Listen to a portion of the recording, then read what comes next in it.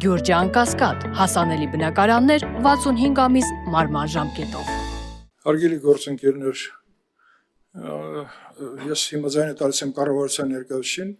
պարոն Սարգսյան, դուք բազմաթիվ այստեղ թվեր, եզրակացություններ, եւ ես խնդրում եմ, որպեսզի կառավարության եզրակացությունը մանրամասն ներկայացնեք, որովհետեւ հարակից զեկուցողը խոսեց քաղաքացիությունից ազատվելու գումարային, սեգմենտի մասին, բայց այս նախաձեռնությունը նաեւ բանակից ըստ էության փողով ազատվելու նախաձեռնություն է։ Սա 27 տարի լրացածներին չի վերաբերում։ Եվ ես կխնդրեմ, որպես դա պետական քաղաքականության այստեղ կարևոր դրույթների եւ սանության հետ առնչվող խնդիրների մասին է խոսքը, որտեղ ծավալուն եզրակացությունը դրված է Մերաբյանի սեղան եւ բոլորը ունեցել են հնարավորություն ծանոթանալու։ Եվ խնդրում եմ ներկայացրեք կառավարության տեսակետը։ Շնորհակալություն, պարոն Քոչարյան, շնորհակալություն հարգելի գործընկերներ, կցանկանամ ես ներկայացնել կառավարության դիրքորոշումը յուրաքանչյուր կետի վերաբերյալ եւ մի քանի նկատառումներ, որոնք կարծում եմ նաեւ պարոն Սարգսյանին պետք է ուղղորդել, որ ինքը որոշ դրվագներ ավելի հստակ ներկայացնի եւ ներկայացնի։ Մինչ կառավարության տեսակետին անդրադառնալը կցանկանամ պաշտպանության նախարարի եւ իր համաձայնության մասին մի բան ասել, որը շատ ակնհայտ եւ ակնառու մի փաստ է, ինչի մասին կասեմ, ուզում եմ ես բոլորին հիշեցնել, որ ծառայության ժամկետի կրճատումը կառավարության 2021-26 ծրագրում արդեն իսկ ներառված էր։ Հետևաբար այդ պայմանավորվածությունների մասին խոսելը, ով ինչ կներկայացնի, դա մի դրույթ էր, որը կառավարությունը արդեն իսկ իր նախընտրական շրջանում ստանձնել էր նման պարտավորություն։ Եվ ներկայացնել, որ պաշտպանության նախարարի հետ մենք քննարկել ենք ու պաշտպանության նախարարը պայմանավորվածություններ է խախտել այս մասով, որոշվել է ինքը բերի, մյուս մասով ես ուղղակի ուզում եմ տեղեկացնել, որ ես 2021 թվականի նոյեմբեր ամսից հանդիսանում եմ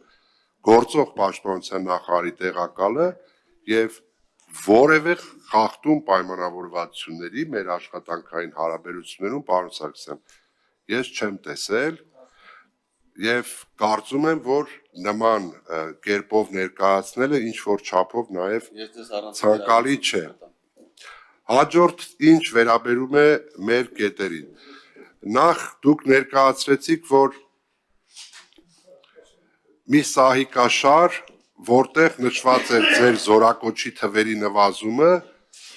այսպես ներքևից շեմից հաջորդը գալիս էր 2018, հաջորդը 2024։ Ուրախություն մեզ բոլորիս, ցանկանում եմ նշել, որ կատարված փոփոխությունների իրավակարգավորումների արդյունքում 2022-ից 2024 ընկած 2026 թվականներն ընկած ժամանակահատվածում մեր զորակոչվածների թիվը 22-ի զորակոչի համեմատ աճել է շուրջ 1/4-ով, 25%-ով։ Այսինքն ձեր մտահոգիչ թվերը, եթե մենք այս նույն տեմպով նպատակադրված այս իրավակարգավորումներով աշխատենք եւ լավարկենք, որոնցով նաեւ մենք աշխատանքները շարունակում են, մենք ձեր ասած մտահոգիչ պատկերը չենք ունենալու։ Այսինքն մեր կառավարության 2018 թվականի թիվ 404-ն որոշման մեջ կատարված փոփոխությունների արդյունքում նաեւ այդ թվում, որի մասին դուք կառավարությունում, երբ որ մենք կոմիտեում քննարկում ենք, դուք հիշատակեցիք, այսօր խոսք չգնաց, բայց այդ փոփոխությունները եւս նպաստել են, որ մեր զորակոչի թիվը ավելանա։ Այդ փոփոխությունները առաջարկել են մեր մասնագետ բժիշկները, միգուցե դուք քաղաքական միտք եք տվել, բայց կարևոր չէ, թե ով է առաջարկել, կարևոր է, որ կառավարությունը դրական փոփոխություններին դրական արձագանք է տվել, եթե անգամ դուք եք առաջարկել։ Հաջորդը մի փոքր կարող է հռետորական հնչել իմ հարցը, բայց ընդունենք, եթե 3000 մարդ օգտվի գումարի դիմաց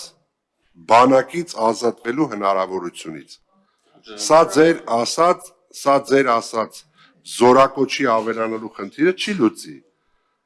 Իհարկե բյուջե փող կմտնի, բայց դուք ներկայացնում եք, որ զորակոչը նվազել է եւ եկեք գումարով ազատենք։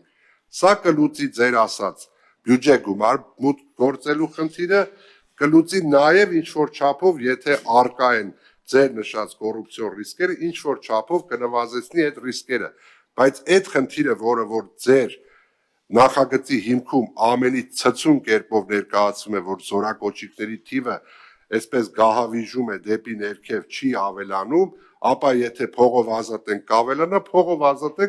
փողով ազատվողների թիվը կավելանա եւ բյուջեում գումարը կավելանա, այսինքն 3000 մարդ պայմանական եթե օգտվի, դա չի նշանակում, որ 3000-ով կավելանա մեր զորակոչը։ Հաջորդը, ինչ վերաբերում է կառավարության տված դիրքորոշմանը, երբ որ նշեցիք, որ նախորդը դուք բերել եք եւ նույնությամբ այժմ ներկայացնում եք, ուզում եմ տեղեկացնել, որ նախորդ անգամ եւս 2025 թվականի մայիսին կառավարությունը ձեզ խնդրել էր, որպեսզի պետդուրքի փոխարեն կիրառվեր հանրային դրամական պարտավորությունը։ Նախորդ անգամ դուք չէիք ընդունել։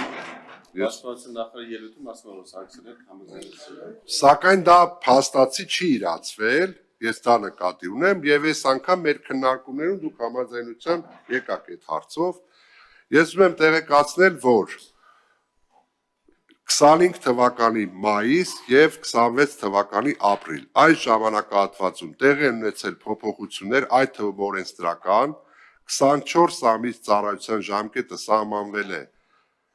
18 ամիս, արդեն իսկ փոփոխություն է տեղի ունեցել, նախորդ տարվա մայիսի համեմատությամբ մինչև այսօր մեր պաշտպան հայրենիաց ծրագրով պայմանագրային զինծառայության անցածների թիվը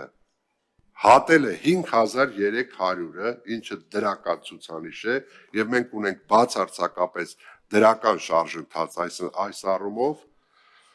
ինչը նաեւ նույն կառավարության ծրագրում ներկայացված խնդիրներից մեկի լուծմանը միտված քայլ է, որով մենք պետք է հետս հետե անցում կատարենք պրոֆեսիոնալ բանակին եւ սա պրոֆեսիոնալ բանակի կորիստն է ըստ էության։ Հաջորդը կատարվել է նաեւ փոփոխություններ 404 որոշման մեջ եւ լավարկվում է օրենսդրությունը եւ այդ իսկ պատճառով կառավարության անունից հանդես եմ գալիս որպես ներկայացուցիչ եւ լիազորված եմ խնդրելու ձեզ, որպեսզի այս նախագիծը դրական եզրակացություն տալուց ձեռնպահ մնաք եւ խնդրում եմ հաշվի առնել այս խնդիրները, այսինքն գումարով ազատում, մյուս տարիքային շեմի բարձրացում եւ այդ մյուս առանձին ներկայացված դրույթներով մենք ունեցել ենք շատ այսպես բովանդակային քննարկում, մենք մեր մտահոգությունները նույնպես ներկայացրել ենք կառավարության նախարարական կոմիտեի ընթացքում եւ այժմ եւս խնդրում ենք ձեռնպահ մնալ սույն նախագծին դրական եզրակացություն տալուց։ Շնորհակալություն, եթե հարցեր լինի հարցեր չենք կարող տալ ձեզ։